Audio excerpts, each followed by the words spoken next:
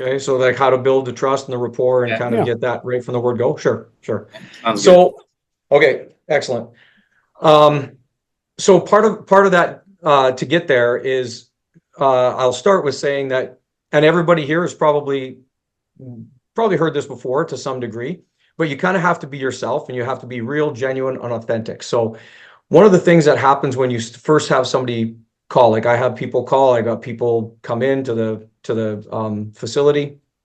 I'm actually situated in a mall, so I get a lot of walk through traffic. It's kind of funny because I thought, a golf facility in a mall like that, do I want to do that or would I rather be somewhere else?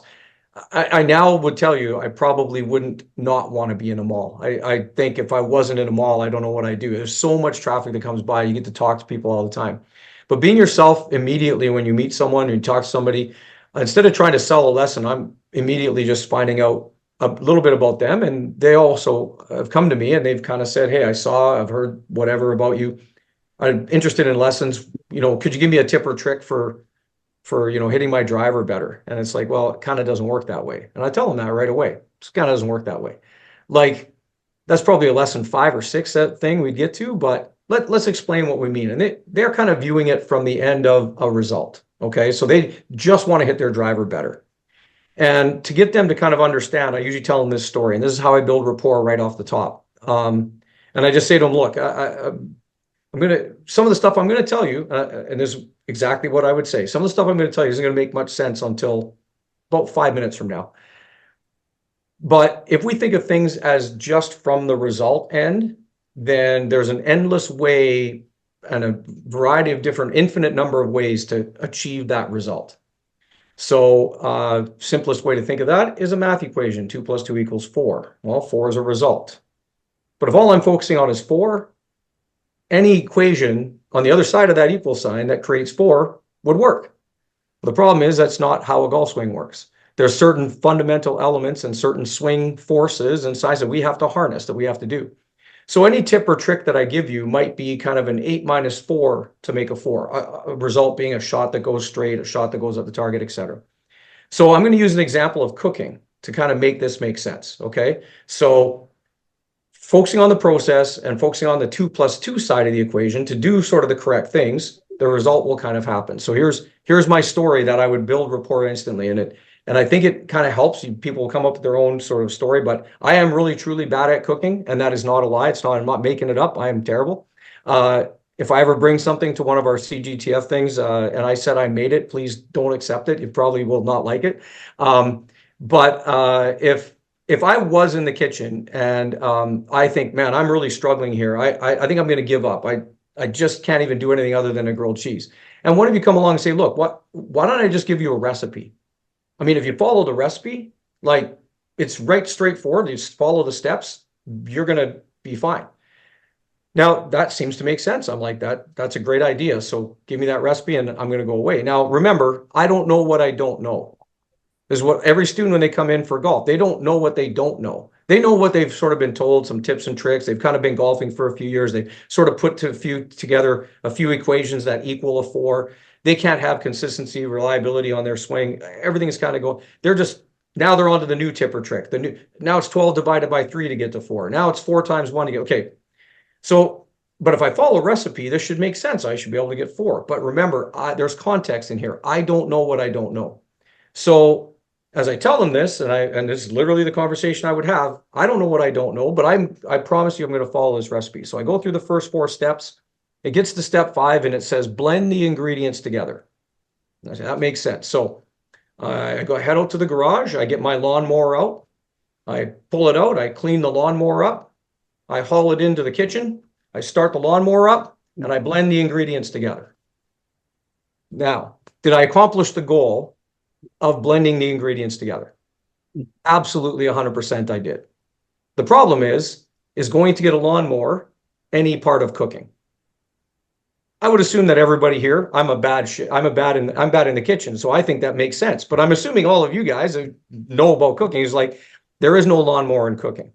Now, I did accomplish the goal. I got there, right? However, and when I first did this, it took me 27 minutes to get that whole process done. My food tasted like dirt as much as I tried to clean it, but I still kind of got the ingredients there.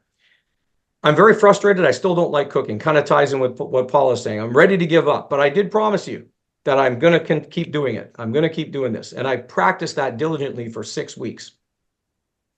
I get that whole process down to 6 minutes. My food tastes 30% less like dirt. I feel like I'm making progress. I'm very proud of myself. So I invite you all over for dinner. And you say, "Oh, great. Are you cooking?" And I'm like, "Yeah, absolutely. I'm cooking now. This is great. It's fantastic." Uh, I'm actually making. Oh, you enjoying it? Well, not really. No, no, it's not enjoyable. No, no, not really. I mean, it seems like a lot of work, but I'm doing better. I'm doing way better, and I'm making what I want to make. And they say, "Great." So you come over and you watch. Now I get through that first few, they're going to watch me cook, and you guys come over and you see me go through the first 4 steps. You're like, "Oh, he's doing pretty good." Now he gets to step 5, and you see me leave the house, and you say, "Well, where's he going?" And you go to the garage. You see me going to the garage, and you see me pulling a lawnmower out, and you're going like, "Oh my God, don't tell me. Like, this is what he's doing." Okay. But you're entertained enough that you're going to let me actually do this. So I go through that process, and I clean that lawnmower up, and I haul it into the kitchen, and I start it up, and I blend the ingredients together, and I'm very proud. And I say to you, "Look at that. Isn't that great? Like, this is fantastic." And you're standing there with a blender saying, "You could use this." Right? There's a blender like that does the same. I'd be like, "Huh? What's that?" Now, because I don't know what I don't know, I didn't know that even existed. I just kind of took a couple of things that I knew. The brain-body connection, when I read the word blend, I don't know anything about cooking, but I do know my lawnmower blends the grass up very well. So if that's the case, well, then I could probably use that over here. And I've made a wrong connection, a wrong brain-body connection, but I've practiced it diligently. I'm really good at doing that. And that kind of goes into the idea of you'd abandon something because why would I do it differently if this is now working a lot better? I've kind of polished this bad thing. So anyway, we get through that. I would be very shocked at this blender. Now, how much differently would that entire process go if I knew to use a blender? There is going to be a learning curve.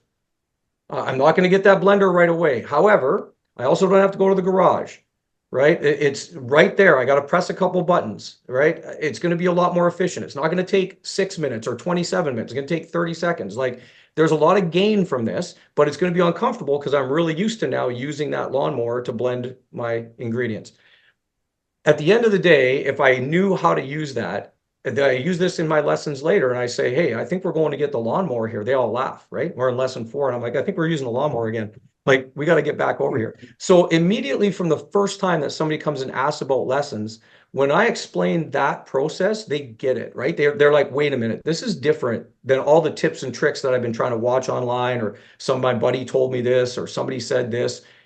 I don't even need to use the lawnmower." It's like, yeah, how different would we, like, Eric, back to your stuff with the early extension, like, what if instead of, their idea is like, "I have to fix this," right? Like, our job as professionals, we're going to help them not do that, right? But what if they knew that was not, like you were kind of explaining earlier, what if they knew that was not they're going to get a lawnmower just trying to make that ball go straight. But if they used a blender, well, their brain and body would move differently. It would be more efficient. You'd have different movements, different motions. So when you can have that conversation right off the word go, like right off the hop, instead of just saying, "Okay, well, these are my packages. This is what we're going to do. Yeah, okay, we can give you a tip to get your driver fixed." Not that we do that, but there's a lot of professionals out there that will do that. They don't even know really how to teach that well. I think we're all dedicated to teaching. So I think if you build that right from the very first time you talk to somebody, they already have now a very different mindset coming in. They're much more open to let go of their lawnmower. Okay, they're much more open to say, "Okay, cool. Like, I don't want to use a lawnmower. It makes a lot of sense. Like, I'm not. Why would I use that anymore?" And immediately those walls are down. Right? They're going to be more conducive, more open to living with that shot that still goes out to the right, but you're actually using the blender, not the lawnmower. And even though that's not coming back to the middle yet, don't worry, that's coming. That's a lesson 2 thing, and that's a lesson 3 thing. But we're not using the lawnmower anymore. So when I give that idea to the people right off the word, there's a rapport that's built through conversation, through sort of sharing a kind of humorous, whatever story, whatever, but a way that they can then kind of know that this is not just a tip or a trick. There's a process we're going to be following. And now that cooking is going to make a heck of a lot more sense. Your brain-body connection is going to act differently. Once you have that rapport built right from the word go, it's not like you would do that in the first lesson. I want this conversation, even if somebody just randomly books me online, I'll phone them and I'll talk to them and we'll have this conversation. Plus a few other things. There's a few other conversations. I won't go into those tonight. But I really want to frame the context around what our lesson package is going to be, where we're going, why we're doing this, how we're doing this, when we're going to be doing things. Yeah, you want a tip and trick on the driver. Great. That's not how I teach. I don't teach in tips and tricks. We're going to get there, but we're going to get there the proper way. And when we get there, it's going to make a whole lot more sense. Once they have accepted that and they go to that level right there, they're going to be in and they're going to say, yeah, I'm open to learn. Not that first lesson where it's really awkward and you're trying to get them to do something. They're still holding on to the lawnmower because they've had good results with that lawnmower. And after all, my food tastes 30% less like dirt, so I must be doing something right. Well, maybe we could have it that it doesn't taste like dirt at all. How's that sound? That would maybe be a better, end result. So I think that even framing that not based on a result, but based on the process, staying on that 2+2 side, because if you do 2 and you do plus and you do 2, the only possible result you can get is 4. Even if my personal opinion is 2+2 is 5, even if I believe that and I have a shrine at home that says that, bottom line is I would be wrong. And so the science of the golf swing doesn't lie. The data that we have and we collect and we show, that doesn't lie. So if we can frame ourselves in there, have them buy into that process right from the first time we talk to them, that rapport is built very strongly. And I've had really great success with that, like super great success. My students they laugh all the time when they meet each other coming in and out. They'll even use some of those mannerisms and they say, oh, that's like, oh yeah, that's totally true. And then they're out on the golf course. That makes sense, man. I went to get the lawnmower. This is crazy, right? So it's a really, really cool thing to be able to build that rapport, not just during the lessons, but prior to anybody ever signing up for a lesson. And if you can do that, I'll guarantee you'll have more lessons than what you can do. Laura is just starting her journey with CGTF, and she's already got her first lesson packages. She's heard me say this story a number of times, but it's really cool because she's already got a couple of her first clients and they are buying in, they're doing phenomenal. But that's because she started building that rapport with them, building that communication with them, building that relationship with them. And now you're more of a trusted source for them to come to you and be like, well, it makes more sense to use the blender. I think that does make good sense. Let's go there. Let's go there with you. And now you can really sort of shine as a teacher and bring all the great experience that you guys have. And I think, Curtis, it's fair to say there's the odd person that you don't get, and it wasn't going to work out anyways. Wasn't going to, so I didn't really care. In fact, people come, oh, you were not going to give me a tip or trick. That's all I want to say. No, there's 100 of those teachers out there. Go find one. That's like they're a dime a dozen. Like you go find one. Absolutely. I mean, you've been following tips and tricks on YouTube for 5 years, so how's that worked out? You're coming to talk to me. So anyway, but 100%, I don't really care. And so you know what happens from that, Mark? It's really good. Because I spent that time initially with them, even if they didn't sign up that day or come back to me that day, guess who rolls around to my studio again about a year later?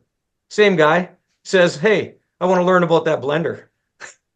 I'm tired of using the lawnmower. In fact, I even went and bought a new lawnmower. It's more powerful. I thought that was going to help, right? Didn't help at all because there's no lawnmower to use, like, I mean, it's just, there's no lawnmower in cooking, right? So they roll back around and I would say that that's great. But again, there's a handful of people, they're not going to be my students. I'm so okay with that. I'm totally fine with that. I've got a lineup of other ones who want to be my student, who have that success, and I want to see that success. So anyway, so I don't mean to bore you to death with the lawnmower there, but I think you can find a way to build that rapport immediately instead of just kind of like, here's my prices. Not that you guys do that again, but like, here's my prices. Here's what we're going to do. I'm going to teach you. It's going to be good. You're going to learn. It's going to be good, which is all true. But like, I don't know, just find some way that they can immediately know that you have their best interests in mind. This is why a 6-lesson package is better than 1 lesson every 3 years. It's why 11 lessons over the year, once a month, once a week, whatever, is way better than, well, when you're having a problem, come back in 6 months, I'll give you another tip and we'll kind of go that way. It's just a bad way to try to teach or learn. I mean, imagine learning a language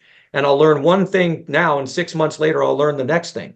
I mean, it's really kind of hard to learn a language that way. It's going to take me forever. So again, building that rapport just opens people up to be like, you know what? I just spent $700 on a new driver. I think I can spend $500 on 6 lessons. I think we're okay. I think that might be, learning how to use the blender might be better than buying a bigger lawnmower. So anyway.